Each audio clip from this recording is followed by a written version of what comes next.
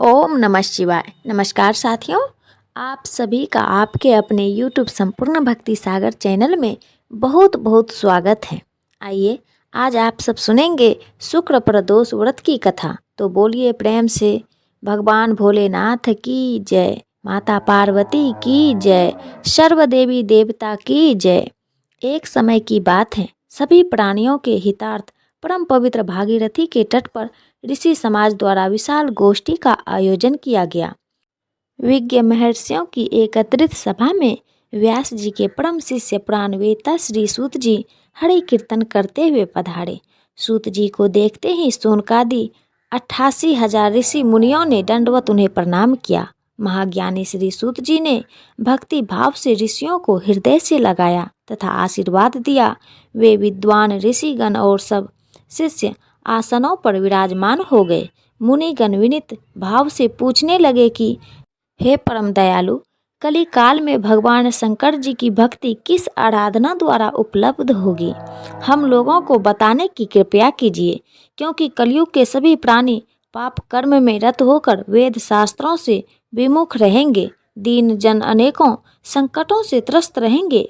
हे मुनि श्रेष्ठ, कली काल में सत्कर्म की किसी की रुचि नहीं होगी। जब पुण्य खत्म हो जाएगा तो मनुष्य की बुद्धि असत कर्मों की ओर प्रेरित होगी, जिससे दुराचारी पुरुष वंश सहित समाप्त हो जाएंगे। इस अखिल भूमंडल पर जो मनुष्य ज्ञानी होकर ज्ञान की शिक्षा नहीं देता, उस पर परमपिता परमेश्वर कभी प्रसन्न नहीं होते हैं।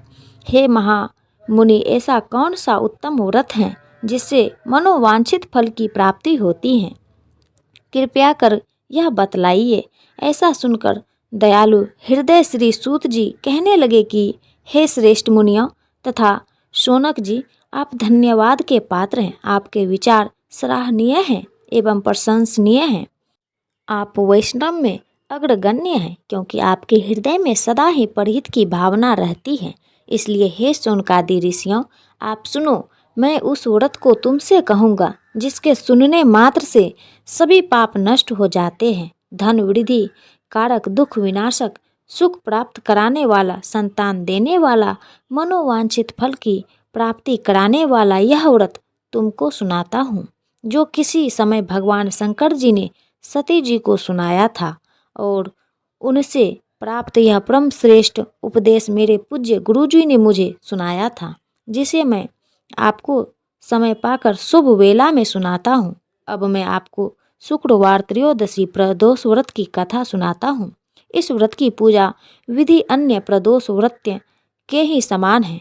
इसमें श्वेत रंग की खीर जैसे पदार्थ का ही सेवन करने का विशेष महत्व होता है। श्री सूत जी बोले, प्राचीन काल की बात है। एक नगर में 3 मित्र रहते थे। तीनों में घनिष्ठ मित्रता थी। उनमें से एक राजकुमार, दूसरा ब्राह्मण, तीसरा सेठ पुत्र था। राजकुमार और ब्राह्मण पुत्र का विवाह हो चुका था। सेठ पुत्र का विवाह के बाद गौना नहीं हुआ था। एक दिन तीनों मित्र आपस में स्त्रियां की चर्चा कर रहे थे। ब्राह्मण पुत्र ने नारियों की प्रशंसा करते हुए कहा कि नारीहीन घर भूतों का डेरा होता है। सेठ पुत्र ने जब यह वचन सुना तो अपनी पत्नी को लाने का तुरंत निश्चय किया। सेठ का पुत्र अपने घर गया और माता पिता से अपना विषय बतलाया। उन्होंने बेटा से कहा कि बेटा, शुक्र देवता डूबे हुए हैं। इन दिनों बहू बेटियों को उनके घर से विदा करा कर लाना शुभ नहीं होता है। अतः शुक्र उदय के बाद तुम अपनी पत्नी को विदा करा कर ले आना। सेठ पुत्र अपनी जिद से टस से मस नहीं हुआ और अपनी ससुराल जा पहुंचा। सास ससुर को उसके इरादे का पता चल चुका था। उन्होंने इसको समझाने की कोशिश की, किंतु वह नहीं माना और फिर उनके सास ससुर को विवश हो अपनी कन्या को विदा करना पड़ा। ससुराल से विदा होकर पति पत्नी नगर से बाहर निकलते ही थे कि उनकी बैलगाड़ी का पहिया टूट गया और एक बैल की टांग भी टूट गई। पत्नी को भी काफ़ी चोटें आई। सेठ पुत्र ने आगे चलने की प्रयत्न जारी रखा। तभी डाकुओं से भेंट हो गई और वे धन धान्य लूट कर ले गए। सेठ पुत्र पत्नी सहित रोता पीटता अपने घर पहुंचा। जाते ही उसे सर्प ने डस लिया। उसके पिता ने वैद्य को बुलवाया। उन्होंने देखने के बाद घोषणा की कि सेठ पुत्र 3 दिन में मर जाएगा। उसकी समय इस घटना का पता जब ब्राह्मण पुत्र को लगा तो उसने सेठ से कहा कि आप अपने लड़के को पत्नी सहित बहू के घर वापस भेज दो।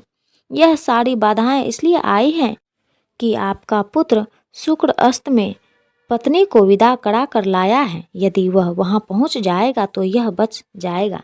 सेठ को ब्राह्मण पुत्र की बात जच गई और अपनी पुत्र वधू को वापस लौटा दिया। वहां पहुंचते ही सेठ पुत्र की हालत ठीक होनी आरंभ हो गई। शेष जीवन सुख आनंद पूर्वक व्यतीत किया और अंत में वह पति पत्नी दोनों विमान द्वारा स्वर्गलोक को चले गए। इस प्रकार से जो भी सच्ची श्रद्धा से के साथ शुक्रवार प्रदोष का व्रत धारण करते हैं तो उनके जीवन की सभी प्रकार की दुख और कष्ट दूर हो जाते हैं तथा दाम्पत्य जीवन खुशहाल होता है। तो प्रेम से बोलिए भगवान भोलेनाथ की जय, माता पार्वती की जय, सर्व देवी देवता की जय। जो भी भक्तजन प्रदोष व्रत करते हैं उन्हें प्रदोष का व्रत कम से कम 11 त्रयोदशी तथा या 26 त्रयोदशी का व्रत धारण करना चाहिए और फिर व्रत पूर्ण होने पर व्रत का उद्यापन करना चाहिए। प्रदोष व्रत के दिन जो कि दिन रात्रि उपवास रहते हुए व्रत को धारण करना चाहिए। जो उपवास नहीं रह पाते हैं, जिनका स्वास्थ्य सही नहीं हो, तो एक समय फलाहार ग्रहण करके व्रत को धारण करना चाहिए और इस दिन भगवान शिव जी का पूरे विधि विधान के साथ पूजन करना चाहिए।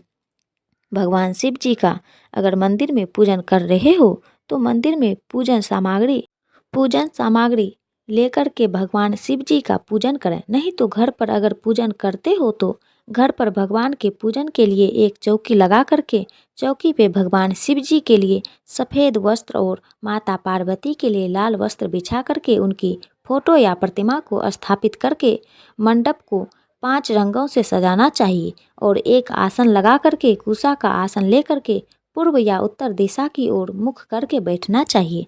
तिलक धारण करनी चाहिए। एक दीप प्रज्वलित करके सबसे पहले भगवान गणेश जी का पूजन करना चाहिए। भगवान गणेश प्रथम पूजनीय हैं। किसी भी प्रकार के शुभ या मांगलिक कार्यों में पहले भगवान गणेश जी का पूजन किया जाता है। तो पहले भगवान गणेश जी का पूजन कर लें, उसके बाद शिव परिवार का पूजन करें, जैसे कि नंदी, श्रृंगी, भृंगी, कृत, मुख, कुबेर, कार्तिकेय, सर्प देवता आदि का पूजन करें और फिर भगवान शिव माता पार्वती का पूरे विधि विधान के साथ पूजन करना चाहिए। कथा श्रवण करनी चाहिए। भगवान शिव जी के स्रोत चालीसा आदि का पाठ या श्रवण करना चाहिए। व्रत के दौरान व्रती को किसी के ऊपर क्रोध नहीं करनी चाहिए। अपने मन में किसी के प्रति ईर्ष्या या द्वेष का भाव नहीं लाना चाहिए। इस दिन ओम नमः शिवाय या श्री उमा महेश्वराय वाम्य नमः इन मंत्रों का जाप करना चाहिए। स्त्रियां केवल नमः शिवाय नाम का जाप करें, इससे पुण्य फलों की प्राप्ति होती है। और जब भगवान शिव देव आदिदेव महादेव प्रसन्न होते हैं तो अपने भक्तों के सभी प्रकार के दुख और कष्टों को दूर कर देते हैं तथा सुख और समृद्धि का आशीर्वाद प्रदान करते हैं। तो आशा करती हूँ कि यह जानकारी आपको अच्छा लगा हो। ऐसे ही ज्ञानवर्धक जानकारियाँ प्राप्त करते रहने के लिए, व्रत पूजा के बारे में जानने के लिए, कथा को सुनने के लिए अगर चैनल पर आप पहली बार आए हैं तो चैनल को लाल बटन दबा करके सब्सक्राइब करें।